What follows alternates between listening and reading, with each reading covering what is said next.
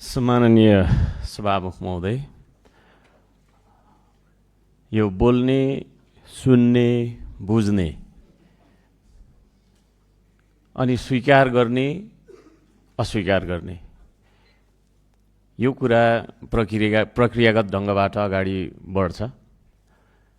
यहाँ प्रतिपक्षको काम सत्तापक्षलाई खबरदारी गर्ने, हामी एउटा गाडीको कोही गियर जस्तो, कोही एक्सेलरेटर जस्तो, कोही ब्रेक जस्तो एउटै सिस्टमका अङ्ग हौँ।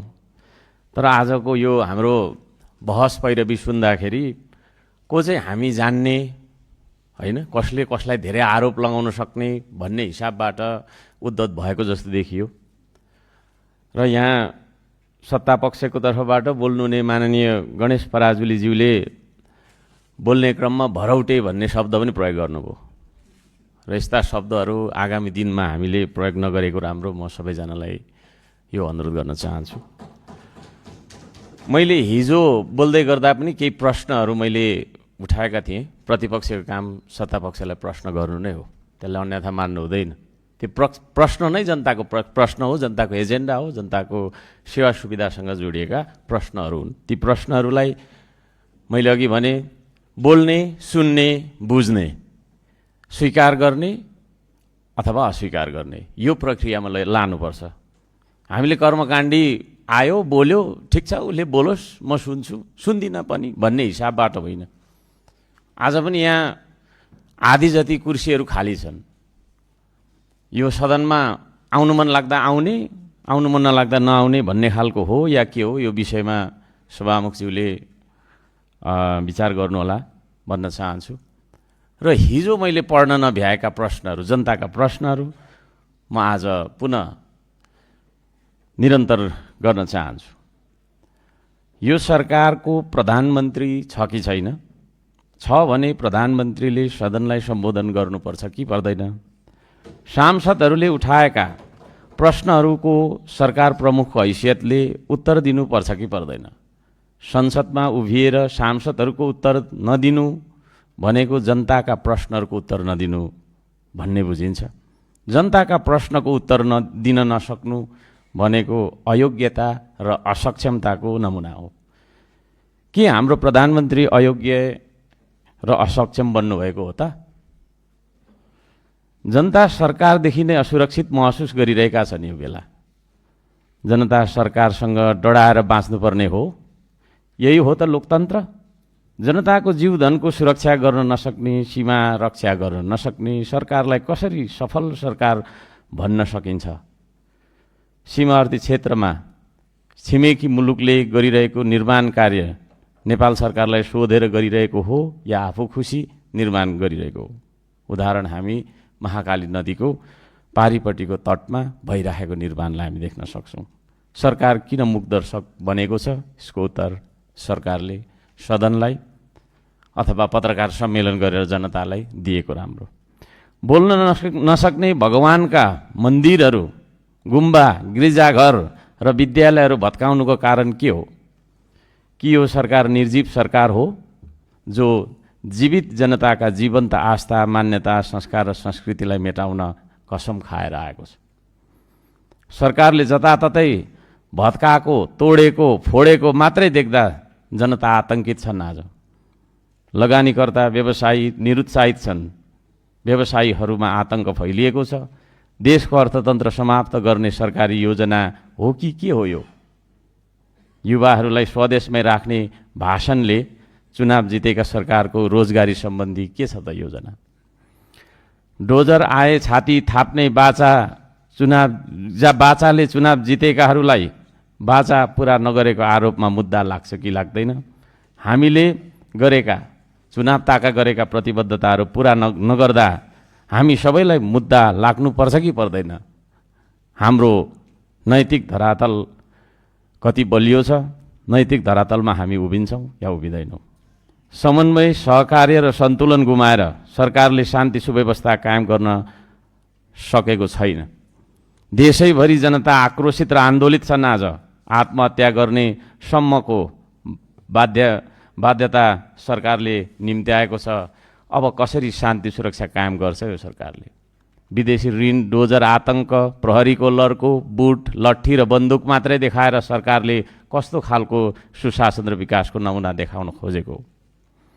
वीरगञ्ज गण्डक चोकदेखि मितेरी पुल, बुटवल, हेटौडा, काठमाडौँका सामाखुसी, सीतापाइला लगायत देशैभरिका स्थानहरूमा बाटोको मापदण्ड भन्दै घर भत्काउँदै आतंक फैलाउँदै जनताको निजी सम्पत्ति माथिको आक्रमण कहिले रोक्छ यो सरकारले? कि सबै घर भत्काएर बालुवाको रासमा देशको विकासको खाका कोर्ने हो? यसको उत्तर हामीलाई चाहिन्छ। दृष्टिविहीनहरूका र असहाय रोगी, अपाङ्गता भएका व्यक्तिहरूका लागि सरकारले के त्यस्तो विशेष योजना अगाडि सारेको छ? नेपाल आफैमा बहुसांस्कृतिक पहिचान बोकेको सांस्कृतिक देश हो। ताप्लेजुङको मुकुमलुङ पाथिभरा देवी दर्शन गराउने न्युमा केवल कार निर्माणको नाममा धार्मिक, सांस्कृतिक र प्राकृतिक सम्पदामाथि केही सीमित व्यक्तिहरूको स्वार्थमा भइरहेको अतिक्रमणलाई किन देखेन यो सरकारले? कहिले रोक्ने त्यो विनाशलाई?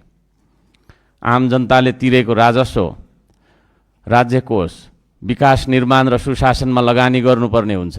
सहकारी ठग्नेहरूको जायजथाबाट असुलेर तिर्नुपर्ने पैसा अहिले राज्य कोषबाट सहकारी पीडितलाई तिर्ने निर्णय सरकारले गरिरहँदा सरकार कुन बाटोमा छ? आज हामीलाई उत्तर चाहिन्छ।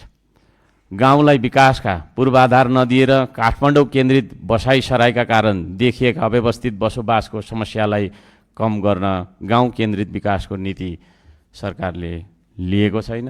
त्यो नीति बनाओस् भन्ने सल्लाह पनि दिन चाहन्छु।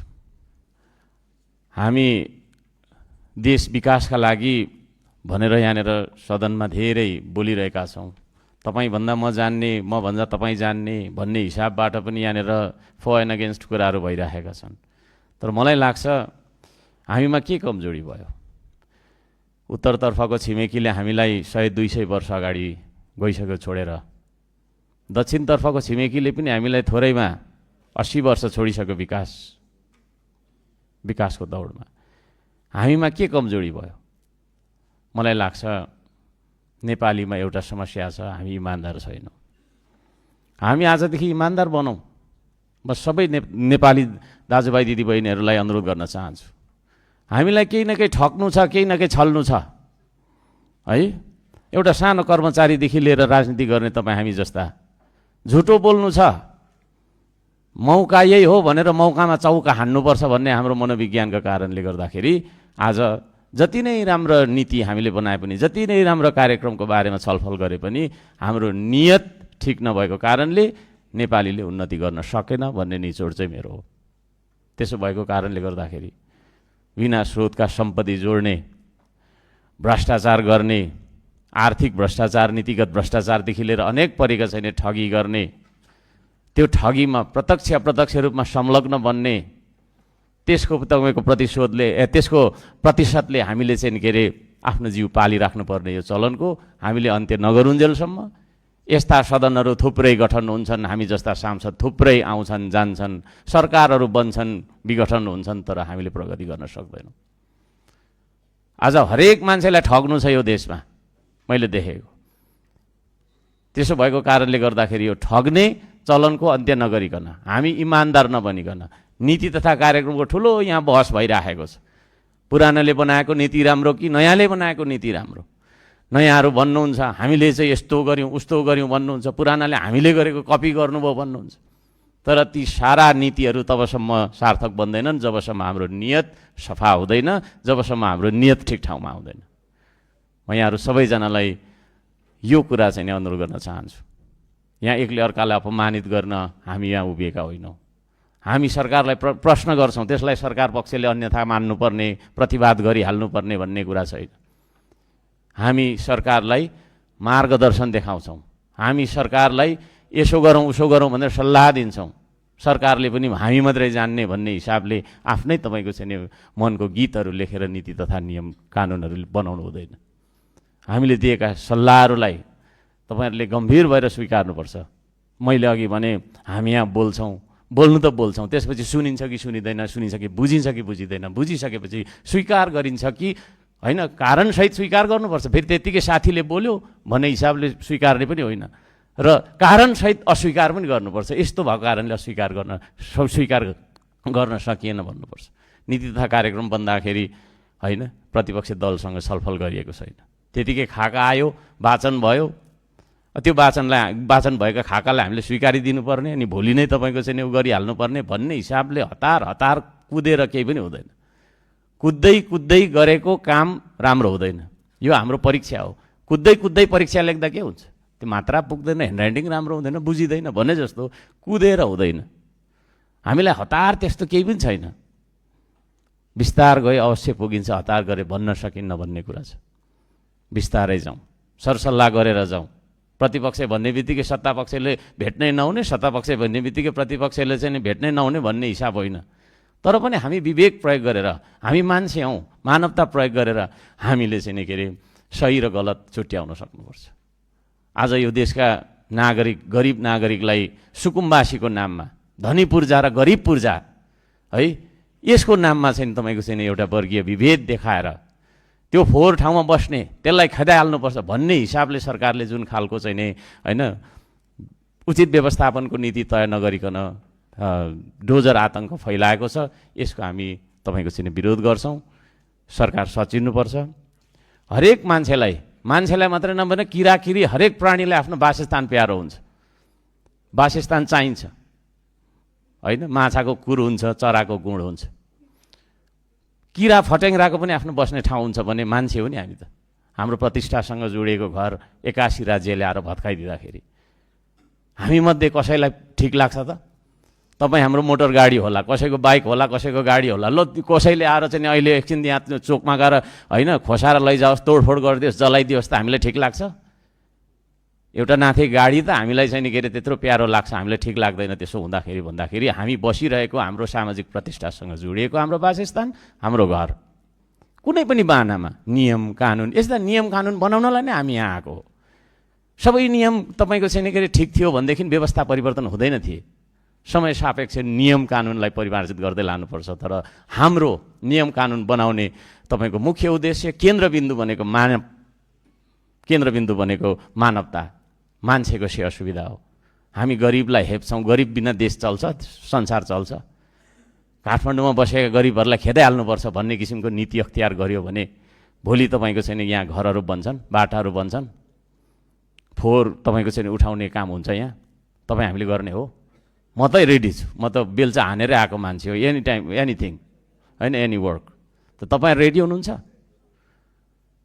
अहिले नाला सफा गर्न जाउँ भन्दाखेरि यहाँ तपाईँ आउनुहुन्छ? आउनुहुन्न। भनिसकेपछि हरेक वर्गका मान्छेको काम हुन्छ। यो कुरालाई पनि बुझ्नुपर्छ र त्यसरी नै मान्छेलाई चाहिँ सम्मान गर्न सकौँ, हामी आफू पनि सम्मानित बन्न सकौँ, म यो भन्न चाहन्छु।